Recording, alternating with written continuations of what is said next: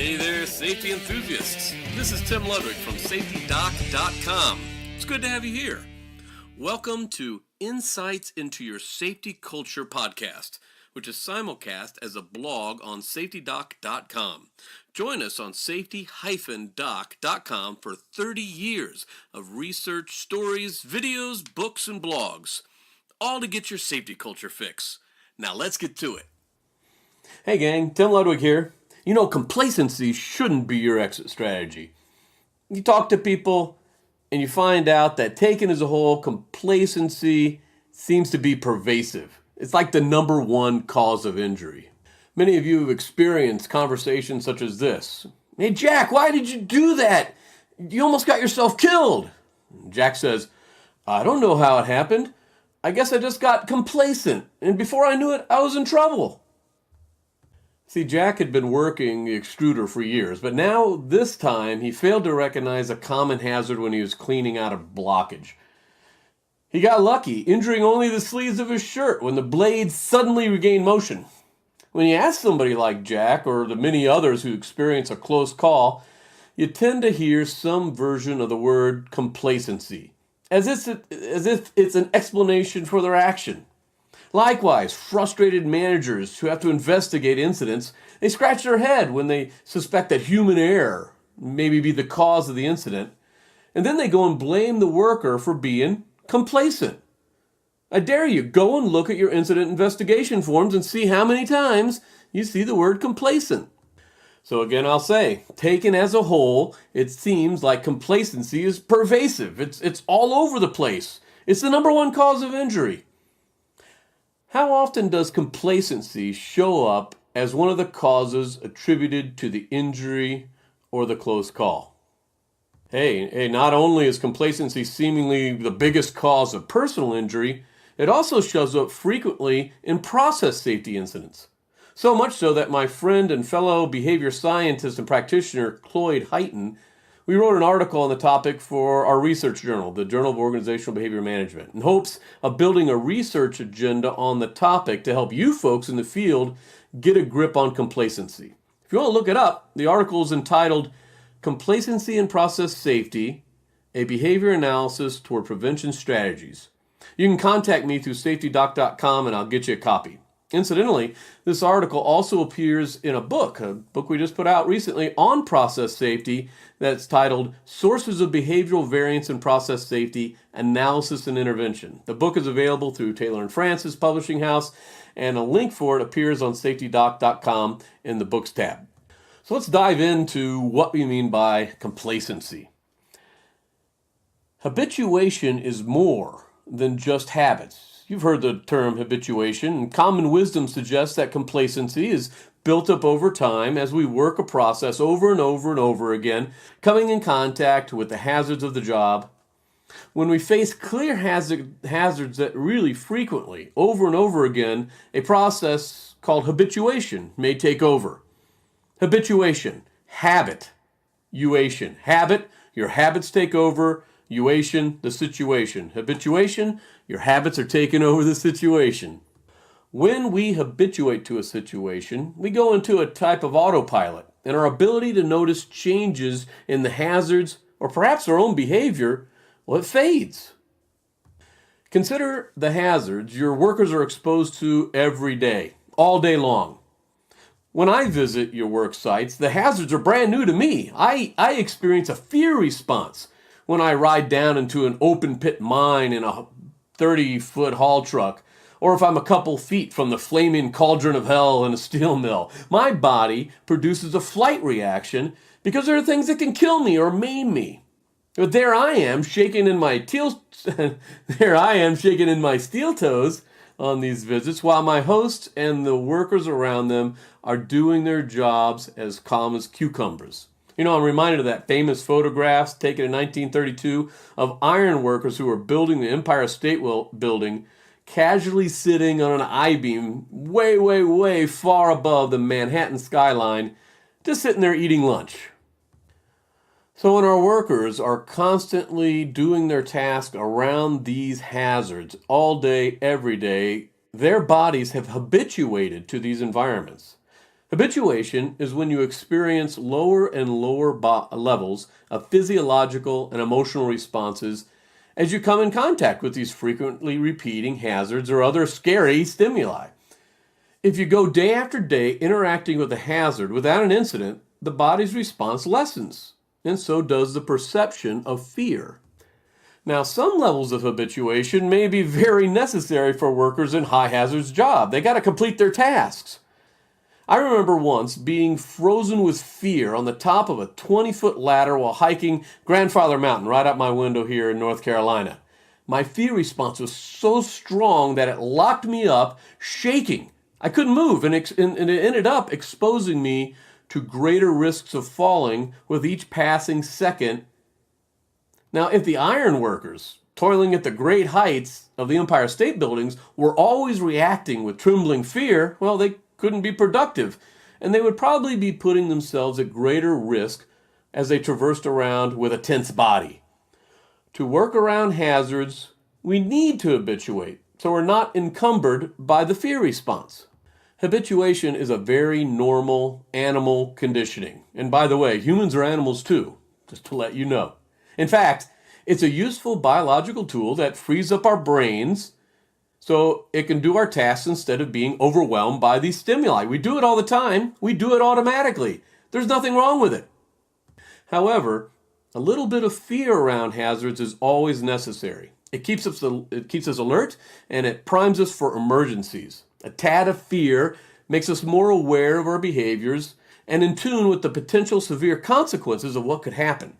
Unfortunately, we can't consciously regulate habituation to make it useful. It's an automatic process. Can't do anything about it. Similarly, when we habituate, we notice hazards less, and therefore those hazards can no longer influence us to take the extra precautions for safety that we may need. Yet, we blame those, including ourselves, who habituate to hazards and get hurt or escape with a close call. We simplify and say that we've become complacent in our tasks. The problem is, we really don't know what complacency really is or what to do about it. Complacency, it's not a mystery. Unfortunately, just labeling someone as complacent doesn't lead us to any type of solution that reduces risks. Often, the complacent individual is told to pay more attention, something like that. But all we're doing is exhorting them to go against human nature, to stop being an animal, to stop going through the natural process of habituation. And they can't. Complacency shouldn't be an exit strategy. It shouldn't be the end of your analysis. You stamp it with complacency and think you've solved the problem, but you haven't. So, let's consider another approach to complacency from a behavioral science perspective. Let's look at the scientific term acquisition with an understanding of this simple fact. Write it down. Behavior seeks out reinforcement. Say it again. Behavior seeks out reinforcement. Hey, this is Tim breaking into this podcast to tell you about my book, Dysfunctional Practices That Kill Your Safety Culture. A manager finds himself on top of a stepladder. A woman removes a guard to her machine. A worker is not wearing her safety glasses in the plant. A rustabout uses a wrong size clamp instead of retrieving the right tool. A supervisor teaches a new worker to take a shortcut. A mechanic climbs on top of the active machine to find the oil leak. Why do these folks do these things? Is it because they're stupid? We'll find out. Read or listen to the first chapter on safetydoc.com. Dysfunctional Practices available now on Amazon and Lulu.com. And now, back to our podcast. Let's dive into that a little bit. Remember when you first learned a complex task, perhaps one that put you in the presence of hazards? You needed to follow a process pretty closely to avoid risk and to do the task correctly. It's the beginning of your learning curve, and you weren't very good at the task. Hopefully you had someone coaching you as you practiced and eventually shaped up your skill to master the project. This beginning phase, when you acquired the skill, was full of variance. You varied the way you did the task in big and small ways each time you did it. until you eventually started doing it the same way every time. You got better at the task because you reduced your variance, your behavioral variance, the way you did the task. And you got safer doing the task because you reduced this behavioral variance as well. This process of shaping occurred because you got reinforced for the correct actions. Perhaps you had a coach who first corrected you and then said, "Yep, you got it," when you did it right. Maybe you initially struggled using a tool, but when you used it correctly, it made things easier. You got reinforced for that too by the environment. Or you finally got that harness to fit better, so it wasn't as cumbersome, and so putting on the harness was more reinforcing. There are a myriad of reinforcers that shaped your behavior and reduced your behavioral variance, made you safer in the meantime. Now lock this in. The only reason you reduced your behavioral variance on this task is because you got reinforced for doing it that way. And you know what? The non-reinforced behaviors, those that weren't noted by your coach, those that didn't make the task easier and more effective, well, those non-reinforced behaviors melted away. All that extra variance, all those extra things that didn't help you do the task better and safer, you stopped doing them. Remember, behavior seeks out reinforcement. Once your behavior finds reinforcement, a vacuum's created, sucking all the behavior toward that reinforcement. You get rid of the unnecessary stuff. You systematically started doing things right, getting more and more reinforcement along the way. And after a fairly short time, you perform the task the same way every time. And at this point, you're doing the task safely, and you're probably doing a high quality job in helping your production. This is the mastery zone. This is where you want to be, where you want everyone to be. Okay, now we got you to where you need to be, safe and productive. So, what goes wrong with these workers who have mastered their tasks? Well, there's another scientific term, one that is the opposite of acquisition. It seeps in and causes what we call complacency. It's called extinction. Extinction occurs when behavior is no longer being reinforced. Extinction, extinguished, like the behavioral fire is extinguished, and the desired behaviors slowly stop happening, often without us even being aware it's happening. Why do your desired safe behaviors stop? It's because, I hope you wrote it down, behavior seeks out reinforcement. When the reinforcement stops, well, the behavior starts seeking other forms of reinforcement. So the definition of complacency is actually quite simple. Complacency is a lack of reinforcement. When a behavior is no longer reinforced, the behavior goes seeking reinforcement just like it did when you acquired the skill. It is now that we start seeing small variations creeping into the task in the way it's done. For example, you begin to glance away from your work, take your eyes off the task. You may add a little bit more slack in the line. You may pencil whip the checklist a bit, not do that extra inspection. Any one of the plethora of varying actions in search of new reinforcement. Often an easier way to do the task, by the way. And eventually, these new behaviors find the reinforcement they're looking for. Perhaps it's that little bit of social interaction, escape from boredom, a quicker procedure, or one that's more comfortable or convenient. There are plenty of social, simple, systematic reinforcers out there waiting to pull behavior off its path. And behaviors will find those reinforcers. I guarantee it. And therefore, it'll cause variance. And then the new variance sticks. It starts small at first, and then gets bigger and bigger, unbeknownst sometime to the performer. Now pair this process of extinction, where behavior seeks out other reinforcers than the previously desired behaviors, and causing more variance. Let's pair extinction with what we know about habituation. And what do you get? More risk happening in the midst of hazards that no longer feel so hazardous. It's all bad news.